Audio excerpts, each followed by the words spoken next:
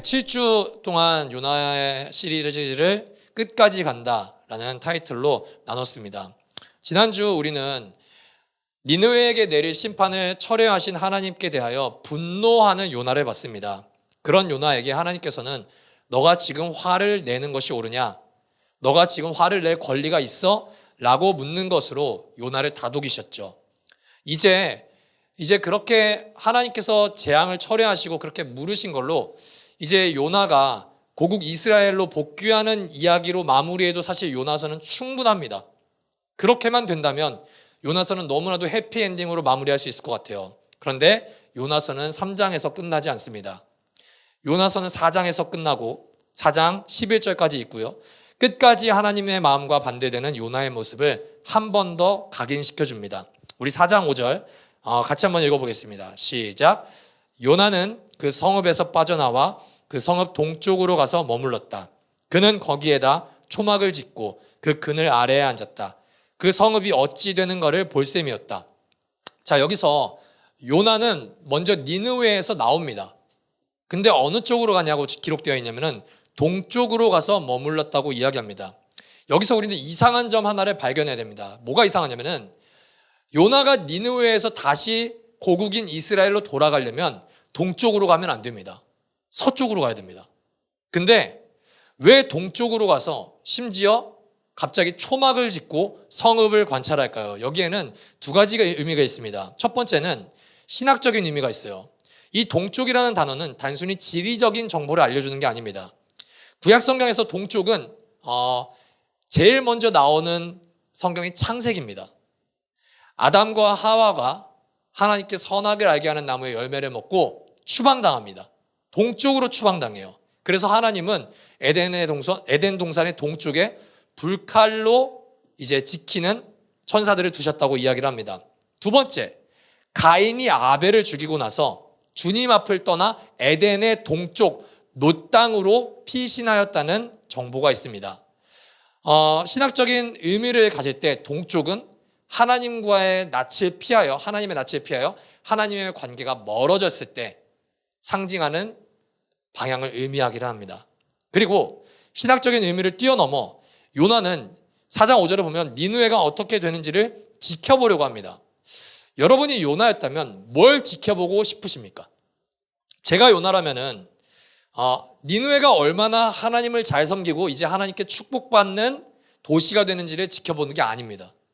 저는 두 가지 마음으로 이 니느웨를 지켜볼 것 같은데요. 먼저는 혹시라도 하나님께서 40일 뒤에 너네가 회개하지 않으면 이 니느웨를 무너뜨리겠다고 했잖아요, 요나가. 그래서 아마 이 40일 뒤에 혹시라도 하나님이 니느웨를 무너뜨려 주지는 않으실까라는 기대를 먼저 할 것 같아요. 그리고 두 번째, 하나님은 니느웨를 사랑하시잖아요. 근데 이제 요나가, 제가 요나라면은 이 구경을 하면서 야, 니느웨는 반드시 다시 그 죄악을 저지를 거다. 사람이 그렇게 쉽게 변하지 않아. 얘네가 지금 뭔가 두렵고 우리나라가 진짜 멸망할까 봐 잠시 회개했지만 얘네 작심삼일이다. 3일 뒤면은 이 인간의 관성이 쉽게 안 변한다. 얘네는 또 똑같은 죄악을 저지를 거다. 저는 그 모습을 보는 순간 바로 하나님께 분노할 겁니다. 하나님, 제가 옳았잖아요. 보세요. 쟤네 또 돌아가잖아요. 아마 요나는 하나님께 자기가 옳았음을 증명하고 싶은 마음도 있지 않았을까 저는 생각해 봅니다. 요나는요, 지금 겉으로만 하나님의 하나님께서 말씀하신 사명을 감당했지 마음은 여전히 하나님의 긍휼을 못마땅해 하는 거리감 속에 머물고 있습니다. 요나만 그렇지 않습니다. 오늘날 우리도 정치, 인종, 이념, 윤리, 심지어 신앙에 대한 자기 자신만의 기준으로 사람을 재단합니다. 그리고 우리가 그 사람들을 재단할 때마다 우리가 불쾌해하는 문장이 하나가 있습니다. 그건 뭐냐? 하나님이 그들을 사랑하신다는 문장이에요. 내가 동의할 수 없는 정치 색깔, 내가 동의할 수 없는 성적 지향성, 내가 동의할 수 없는 윤리가 파탄된 사람, 심지어 내가 동의할 수 없는 신앙관을 가진 사람이 하나님이 사랑하신다는 문장을 우리는 불쾌하고 더 나아가 분노하고 거부감을 가집니다. 예를 들어 볼까요? 요즘에 굉장히 우리나라 정치판이 재밌죠. 꼴불견인 정치인인데 교회를 다니는 사람들이 은근히 많습니다. 그리고 이전 교회에서 나에게 상처를 줬던 사람이 우리 주변에도 있죠. 저에게도 있으니까요. 주 5일 내내 나에게 고통을 주는 회사 직원, 그런 사람들을 생각할 때 우리는 교회에서 만약에 그 사람을 위해서 기도하자 그러면은 기도를 할 수는 있지만 솔직히 우리 마음 가운데는 그 인간만큼은 하나님께 은혜 받을 자격이 없다라고 생각하는 대상이 우리 모두에게 있습니다. 여러분, 그런 마음이 찾아올 때마다 우리는 그 사람을 정죄하고 비판하기 이전에 이 두 가지 질문을 먼저 우리 자신에게 한번 해봐야 됩니다. 첫 번째, 나는 하나님 앞에서 그 사람보다 나를 의롭다고 자신할 수 있는가? 두 번째, 나는 내가 그 사람보다 하나님께 은혜를 받을 자격이 있다면 무엇인가? 이 질문을 통과해야지 우리는 그 사람을 꺼리낌 없이 정죄할 수가 있습니다. 긍휼하신 하나님의 마음과 멀어지면 멀어질수록 우리에게 나타나는 현상은 나는 저 사람보다는 깨끗하다. 그러니까 우리는 절대 우리가 죄인이 아니라는 말은 교회에서 하지 않습니다. 더 나아가 어떤 크리스찬 혹은 비그리스도인들을 만나도 내가 죄인이 아니다라는 말은 절대 하지 않아요. 근데 우리는 항상 이런 표현을 아무렇지 않게 합니다. 죄인이긴 죄인인데 저 사람보다는 깨끗한 죄인. 죄인이긴 죄인인데 저 사람보다는 자격 있는 죄인이라는 자기의 의로움을 드러내려고 합니다. 심지어 그렇게 우리가 무의식적으로 남을 평가하면 평가할수록 어떤 현상까지 평가하냐면은 타인의 회개도 내 기준으로 평가합니다. 야, 쟤 봐. 쟤 지난 주일에 저거 회개했지. 이번 주일에 아마 쟤는 또 무너졌을걸? 일주일도 안 됐잖아. 그게 무슨 회개야? 쟤 회개한 거 아니야. 이런 말을 우리는 굉장히 쉽게 합니다. 요나와 우리의 진짜 문제가 뭐냐면은 내게 눈꼴 시린, 내게 짜증을 주는 그 사람이 문제가 아닙니다. 그 사람이 잘못하지 않았다는 게 문제가 아니에요. 모든 죄인을 공평하게 사랑하고 아끼시는 하나님의 은혜에 동의하지 못하는 우리의 마음이 문제입니다. 성경은 하나님의 긍휼보다 나의 정의가 옳음을 주장하는 이런 마음의 상태를 두 글자로 정의합니다. 교만이요. 교만에 빠진 사람은 요나가 니느웨가 어떻게 되는지 지켜보는 것처럼 그 사람 가까이서 그 사람을 평가하지 않습니다. 항상 그 사람의 적당한 거리에서 떨어져서 그 사람을 판단하고 정죄합니다. 제가 요즘에 좀 시집을 좀 이북으로 보고 있는 시집이 있는데 나태주 시인의 시집입니다. 여러분도 다 많이 들어보셨을 겁니다. 나태주 시인이 풀꽃이라는 시에서 이런 말을 합니다. 자세히 보아야 예쁘다. 오래 보아야 사랑스럽다. 너도 그렇다. 만약에 요나가 하나님의 마음으로 니느웨를 보면은 그렇게 보일 수가 있습니다. 자세히 보면은 하루만 요나가 복음을 전하지 않겠죠. 3일 혹은 40일 계속 곳곳마다 돌아다니면서 잔혹 무도한 군인이 아니라 어린아이 그리고 노약자들, 힘이 없는 자신과 민족만 다를 뿐이지 자기가 똑같은 인간들을 보면서 사랑스러움을 느낄 겁니다. 그러나 요나는 다른 이유로 니느웨를 자세히 봅니다. 요나가 초막까지 지으며 니느웨를 오랫동안 이유는 니느웨가 망하는 꼴을 보고 싶기 때문입니다. 저는요, 이 문장이 참 짜증나는 문장입니다, 저한테. 그게 뭐냐면은, 김영훈 걔는 진짜 9가지 다 좋은데, 그 한 가지가 문제야. 여러분, 제가 예전에도 이걸 설교 때 얘기한 적이 있거든요. 이 말은 즉슨, 이 9가지를 크게 보는 겁니까? 이 한 가지를 크게 보는 겁니까? 이 한 가지를 크게 보는 거예요. 9가지가 아니라 이렇게도 말하죠. 쟤는 진짜 다 좋은데 99가지는 다 좋은데 저거 하나만 고치면 되는데. 여러분, 이 말을 반대로 하잖아요. 야, 쟤는 저거 하나 안 좋아도 나머지 99가지가 너무 좋아. 여러분 사람을 볼 때 어떤 시선으로 사람을 평가하십니까? 나태주 시인의 풀꽃이라는 시, 그리고 하나님의 사랑과 긍휼이라는 관점으로 보면요, 만약에 저 사람은 99가지가 다 안 좋아도 한 가지가 좋으면 그 한 가지를 크게 보는 사람이 있을 겁니다. 그게 바로 하나님이죠. 저는 솔직히 여러분처럼 다양한 직업에서 종사해 보지는 못했습니다. 솔직히 저는 수능 끝나고 잠깐 리바이스에서 한 3개월 정도 일했고요. 그리고 편의점에서 한번 일하고요.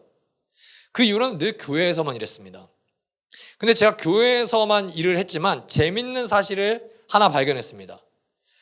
목사든 성도든 한 교회에서 싸웠던지 문제가 생겼던지 해서 교회를 옮기면 내가 나온 그 교회는 꼴 보기 싫어서 다시는 안 볼 것 같죠? 봅니다. 소식을 차단하고 이제 얘네랑은 인생 끝, 다 손절, 이제 나는 새로운 인생을 시작할 거야 라고 살고 싶지만 옛 교회에서 누군가가 전해주는 소식에 귀를 기울입니다. 그리고 만약에 그 소식이 안 좋은 소식일 경우에는 기다렸다는 듯이 제 속에서는 실제 경험담입니다. 그럴 줄 알았어. 이 새끼들. 고개를 끄덕이며 즐거워하는 제 자신을 저는 발견했습니다. 여러분 교회만 그럴까요? 회사도 그렇습니다. 여러분이 다닌 전 직장, 짜증나서 나왔을 때 직원이 짜증나게 하든 아니면 사장이 짜증나게 하든 여러분 소식을 다 닫고 삽니까? 아니죠. 소식을 듣고 싶죠. 무슨 소식입니까? 망하는 소식이요. 걔 잘렸대. 그럴 줄 알았어. 그 회사 부도났대. 역시 하나님이 심판하시지. 여러분 심지어 친구도 그렇습니다. 나에게 혹은 여러분에게 상처를 주는 사람들의 인생이 안 풀리기를 우리는 솔직히 이런 문장에 찬양 가사를 써서 죄송하지만 원하고 바라고 기도합니다. 심판자의 위치에서 그들의 모든 죄악을 우리는 정죄할 준비를 이미 항상 스탠바이하고 있습니다. 거기에 하나님의 긍휼은 사실 조금도 존재하지 않습니다. 요나는요, 죄인을 긍휼히 여기시는 하나님의 마음을 여전히 수용하지 않습니다. 요나는 자기의 주장을 굽힐 생각이 없고 자기의 마음을 변화할 생각도 하나도 없습니다. 니느웨는 회개합니다. 그러나 요나는 하나님께 회개할 생각이 전혀 없어 보입니다. 그렇다면 요나 그리고 여러분에게 하나님은 어떻게 반응하실까요? 이게 오늘 설교의 핵심입니다. 계속해서 긍휼의 마음을 품지 않고 자기가 옳다고 주장하는 우리와 같은 사람들에게 하나님은 어떻게 반응하시냐는 거예요. 자, 6절을 한번 읽어볼까요? 주 하나님이 박넝쿨을 마련하셨다. 주님께서는 그것이 자라올라 요나의 머리 위에 그늘이 지게 하여 그를 편안하게 해주셨다. 박넝쿨 때문에 요나는 기분이 무척 좋았다. 여기서요, 여러분, 이 박넝쿨을 우리는 항상 생각할 때 무슨 식물을 떠올리냐면은 이 전래동화를 생각하면서 지붕 위에 있는 박 그리고 넝쿨을 생각하는데 그거 아닙니다. 많은 학자들은 리신나무라고 주장을 하는데 리신나무도 확실하지 않아요. 그냥 빠르게 자라고 커다란 잎이 있어서 그늘을 제공할 수 있는 식물, 그 정도로 생각하는 게 가장 정신건강에 좋을 것 같습니다. 요나는 니느웨가 망하기를 기다리면서 뜨거운 햇빛도 막아주지 못하는 자신이 지은 허접한 초막에 앉아 있었습니다. 요나가 지금까지 하나님께 한 행동을 봤을 때 제가 하나님이라면 요나가 초막에서 죽든지 말든지 아니면 내버려 두고 아니면 너무 괘씸해서 요나가 지은 초막을 저는 바로 무너뜨릴 것 같아요. 그런데 하나님이 가장 먼저 마련해 주시는 게 뭡니까? 박넝쿨이에요. 박넝쿨. 그늘을 먼저 마련해 주세요. 요나가 시원하라고. 나이를 불문하고 이제 목사로 살다 보니까 다양한 성도님들을 만납니다. 그런데 제 생각보다 훨씬 많은 분들이 하나님이라는 존재에 대해서 많이 오해합니다. 어떤 오해를 하냐면요, 우리 하나님을 죄인을 심판하시고 징계하시는 분으로만 생각합니다. 하나님이 사랑이시라는 것을 잊고 하나님을 생각하는 분들이 생각보다 너무 많아요. 조금 더 양보하면, 그래, 하나님은 사랑이시기는 하지. 그런데 하나님은 내가 순종의 반응을 보일 때만 나를 사랑해 주시는 하나님으로 인식하는 분들도 많습니다. 여러분, 절대 그렇지 않습니다. 오늘 요나를 보십시오. 요나는 1장부터 3장까지가 아닙니다. 4장 지금 5절 마지막 클라이맥스로 가는 이 순간까지도 요나는 하나님께 불순종합니다. 요나는 하나님께 불평합니다. 근데 하나님의 반응은 요나를 절대 무시하지 않습니다. 그렇다고 하나님께서 요나야, 너 지금 회개해야 돼. 지금 너 빨리 회개하지 않으면 니느웨보다 너와 너의 초막을 먼저 부숴버릴 거야 라고 협박하지도 않으십니다. 여러분, 교만한 죄인들을 하나님은 어떤 방법으로 대하시냐면 설득이라는 방법으로 접근하십니다. 니느웨가 하나님께 은혜 받는 것을 불쾌해하는 요나를 하나님은 설득하시는데, 그 설득에는 놀랍게도 은혜라는 방법으로 설득하세요. 무슨 방법이요? 은혜요. 여러분, 하나님이잖아요. 모든 것을 무너뜨리실 수 있는 분이거든요. 말씀 한마디면 돼요. 말씀 한마디면 요나의 가족, 그리고 니느웨, 이 모든 걸 박살내실 수 있어요. 근데 하나님은 요나를 겁주시고 두렵게 하시고 심판하시는 방법으로 설득하지 않으십니다. 거의 협박이에요. 하나님은 요나에게 은혜라는 방법으로 설득하십니다.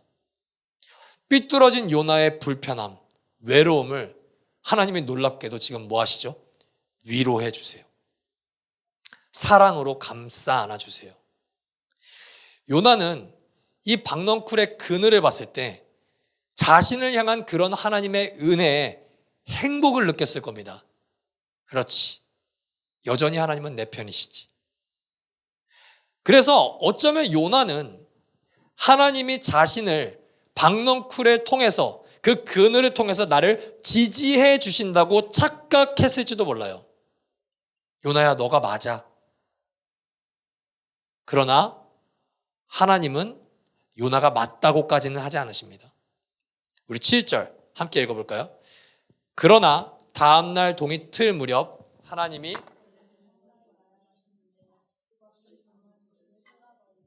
그 식물이 시들고 말았다. 여러분 기억하십시오. 하나님은 박넝쿨만 준비하지 않습니다. 하나님은 이번에는 벌레를 준비하세요. 근데 이 벌레가 요나가 평안을 느끼고 행복을 느끼고 위로를 느꼈던 박넝쿨을 모조리 갉아버립니다. 어제까지만 해도 하나님께서 나를 사랑하신다고 느꼈는데 오늘은 어떤 느낌을 받을까요? 하나님이 나를 향한 사랑을 거두시는구나, 이렇게 느껴집니다. 그러나 하나님은요, 벌레를 통해서 요나의 숨겨진 마음을 드러내십니다. 하나님의 마음 말고 요나의 마음이요. 여러분, 요나가 정말 기뻐했던 것이 하나님의 은혜였을까요? 아니면은 그늘이었을까요? 저는 100% 그늘이라고 확신합니다. 8절에 보면은 제가 이렇게 추론하는 이유를 정확히 알 수 있어요. 해가 뜨자 하나님이 찌든 듯이 뜨거운 동풍을 마련하셨다. 햇볕이 요나의 머리 위로 내리쬐니 그는 기력을 잃고 죽기를 자청하면서 말하였다. 이렇게 사느니 차라리 죽는 것이 더 낫겠습니다. 여러분, 개역개정을 갖고 계신 성도님들은 이 성경 구절이 마련하셨다가 아니라 예비하셨다고 적혀 있을 겁니다. 요나서가 4장밖에 안 되는데요, 예비하셨다, 이 마련하셨다, 동일한 단어가 4번 등장합니다. 큰 물고기를 예비해 두셨다, 박넝쿨을 예비하셨다, 그 다음에 벌레를 예비하셨다, 마지막으로 뜨거운 동풍을 마련하셨다. 모두가 다 하나님이 마련하신 겁니다. 앞에 2개는 요나를 살리는 너무 좋은 거죠. 근데 뒤에 2개는 어떻습니까? 요나가 봤을 때는 왜 이렇게 나에게 해를 입히시지? 그늘이 사라진 자리에 뜨거운 햇빛과 바람이 요나를 강타하자 요나는 하나님께 다시 분노합니다. 나 죽겠어요. 하나님, 당신이 계셔도 나는 박넝쿨 없이는 못 삽니다. 여러분, 지금 하나님이 벌레 하나 보내셨을 뿐인데 요나는 무너집니다. 왜 무너집니까? 박넝쿨이 요나에게는 하나님보다 더 소중하고 중요한 존재라고 생각했기 때문입니다. 6절, 7절, 8절 모두 동일한 단어입니다. 모두 하나님이 예비하신 겁니다. 모두 하나님이 마련하신 겁니다. 모두 동일하게 하나님이 예비하신 은혜입니다. 하나님께서 생각하실 때 큰 물고기와 그리고 박넝쿨 뿐만 아니라 벌레와 뜨거운 바람도 요나에게 도움이 되는 삶의 선물입니다. 그러나 요나는 박넝쿨은 기쁘게 받아들이지만 벌레와 뜨거운 바람은 차라리 내가 죽겠다고 성을 냅니다. 왜 그럴까요? 자기가 원하는 방식의 은혜에는 사람들은 감사합니다. 그러나 자기가 원하지 않는 방식의 은혜에는 사람들은 분노합니다. 요나는 지금도 여전히 하나님의 은혜를 자신의 기준으로 판단하고 있는 거예요. 하나님은 요나의 감정을 무시하지 않습니다. 하나님은 요나의 감정을 억압하지도 않습니다. 요나의 분노, 요나의 고집, 요나의 자기 연민, 요나의 하나님을 향한 불만을 완전히 드러내셔서 그 하나님을 향한 분노, 그 마음을 정직하게 대면하게 하십니다. 여러분, 이게 하나님께서 요나를 벌 주시려고, 요나를 망하게 하려고 하는 게 전혀 아닙니다. 오히려 하나님은 은혜보다 의지하고 사랑하는 박넝쿨을 없앰으로써 요나를 향한 하나님의 사랑을 더욱더 드러내시는 것입니다. 우리도 마찬가지입니다. 나의 삶 가운데 불편함이 찾아오는 순간들이 있습니다. 사업을 하시는 분들은 지난달까지 안전했던 수입이 불안전하게 흔들릴 때가 옵니다. 인간 관계에 우리가 문제가 없던 분들이 때로는 하나님께서 인간 관계를 흔드실 때가 있습니다. 관계, 물질, 혹은 건강. 이렇게 내 삶 가운데 불편함이 찾아오거나 고통이 찾아오는 순간 우리는 이거를 항상 뭐라고 해석하냐면은 하나님의 진노야. 그렇지. 내가 죄를 좀 쌓아놓았지.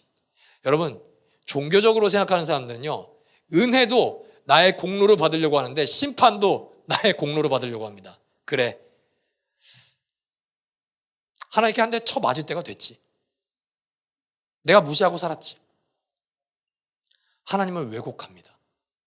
여러분, 하나님은요, 우리를 박넝쿨 같은 위로로 설득하기도 하지만 벌레를 통한 손실로도 우리를 설득하실 때가 있어요.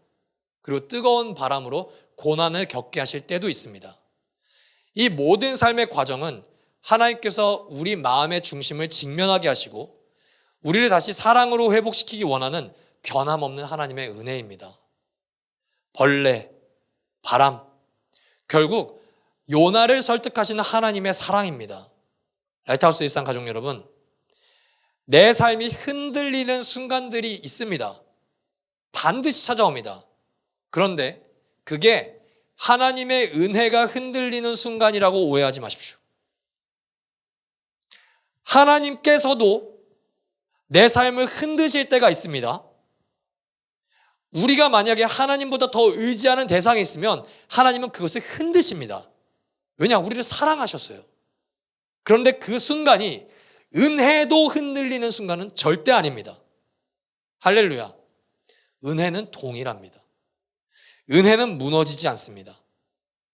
하나님은 우리가 좋아하는 것을 허락하실 때도 있지만 우리가 하나님의 은혜보다 다른 것을 인생의 행복으로 삼을 때 그것을 거두어 가심으로 다시금 하나님의 은혜를 붙잡게 하십니다. 왜냐? 그것이 우리의 인생에 안전하기 때문입니다.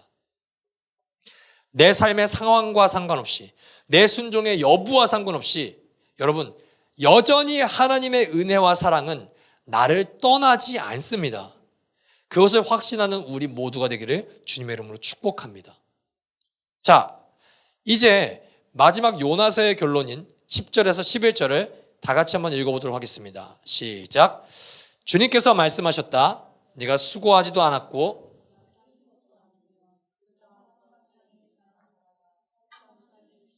이 식물을 네가 그처럼 아까워하는데 하물며 좌우를 가릴 줄 모르는 사람들이 12만 명도 더 되고 짐승들도 수없이 많은 이 큰 성읍 니느웨를 어찌 내가 아끼지 않겠느냐. 요나서랑 제일 같이 보면 좋은 성경은 누가복음 15장인 탕자의 비유입니다. 지난주에 써먹었기 때문에 오늘은 차마 그걸 또 써먹을 수는 없습니다. 설교자의 자존심이 있어서요. 그런데 오늘 집에 가시면은 누가복음 15장을 한번 다시 읽어보시면서 이걸 발견했으면 좋겠습니다. 요나서와 누가복음 15장은 결말이 질문으로 끝납니다.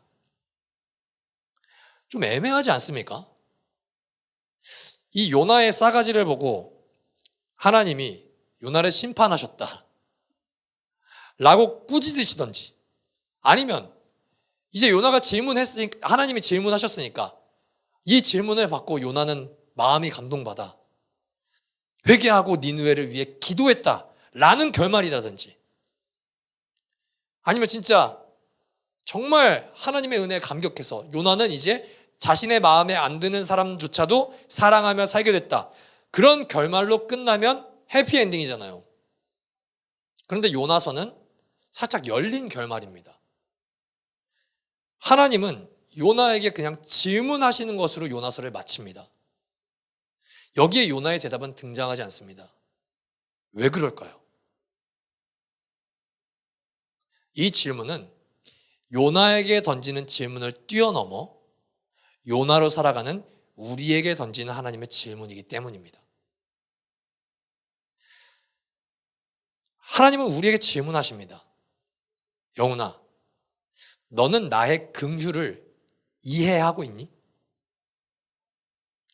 몇 번이고 불순종하는 너의 삶에 내가 몇 번이고 은혜를 예비했음을 너는 발견했니?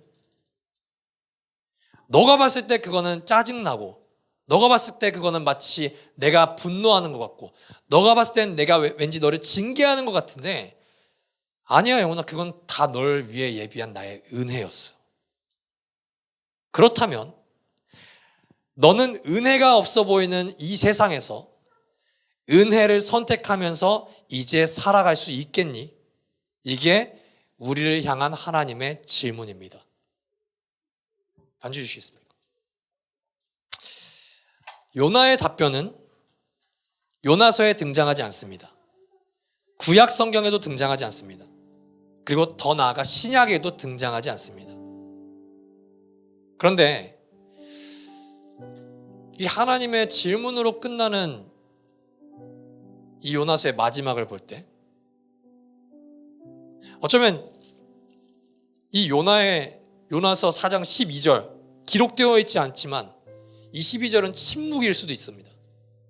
저는 이 요나의 침묵 속에서 요나가 변화했다는 가능성을 하나 봅니다.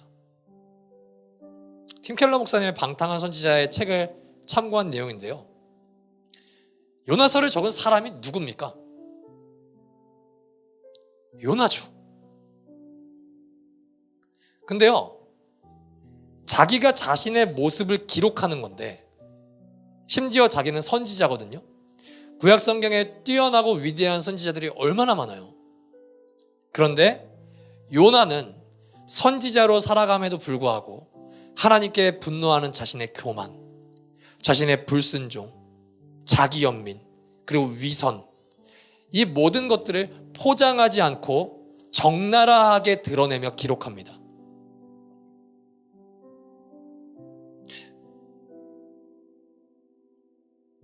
자기한테 너무 마이너스 되는 성경 아닌가요, 이러면?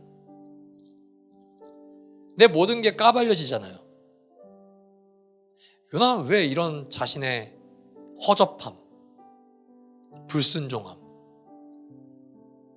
이 모든 것을 기록했을까요? 복음을 마주했기 때문입니다. 복음은요, 우리가 얼마나 철저하게 실패했는지를 말해주는 동시에 그럼에도 불구하고 얼마나 완전하게 사랑받았는지를 말해주기 때문입니다. 더 나아가서 복음은 우리가 하나님을 붙잡는 것이 아니라 하나님이 우리를 붙잡으셨다는 이야기를 계속해서 하고 있습니다. 끝까지 하나님의 은혜를 깨닫지 못하고 외면하고 타인을 향한 정죄와 분노에 사로잡혔던 요나가 자신의 허물을 이렇게 적나라하게 기록할 수 있는 이유는 딱 하나입니다. 이런 바보 같은 자신의 과거와 자신의 실패가 있음에도 불구하고 요나는 이제 하나님의 사랑 속에서 나는 안전함을 확신하고 기쁨을 누렸기 때문입니다. 자신이 죄인인 동시에 온전히 하나님께 용납받았음을 요나는 100% 믿었습니다. 그러니까 자신의 이런 모든 모습을 기록할 수 있는 거죠. 요나는 하나님의 긍휼을 결국 이해했을 겁니다. 그리고 그 긍휼을 삶으로 실천하게 되었음을 요나서는 추측하게 합니다. 하나님께서는 니느웨를 아끼시는 것만큼 동일하게 요나를 아끼십니다. 사랑하는 라이트하우스 일상 가족 여러분, 이제 요나 시리즈 끝까지 간다를 마치도록 하겠습니다. 끝까지 변하지 않을 것 같았던 요나는 끝내 변했습니다. 결국 끝까지 변하지 않는 그리스도의 은혜는 결국 우리도 끝내 변화시킬 겁니다. 우리를 설득하시는 하나님의 마음, 우리를 향한 그분의 오래 참으심, 우리를 위하여 십자가에 달리신 하나님의 아들의 사랑이 우리의 굳어버린 마음을 반드시 부드럽게 변화시킬 겁니다. 나중에 우리는 우리의 죄악을 웃으면서 고백할 수 있을 정도로요. 더 이상 여러분의 허물과 수치를 하나님께서 숨기고 싶은 죄악으로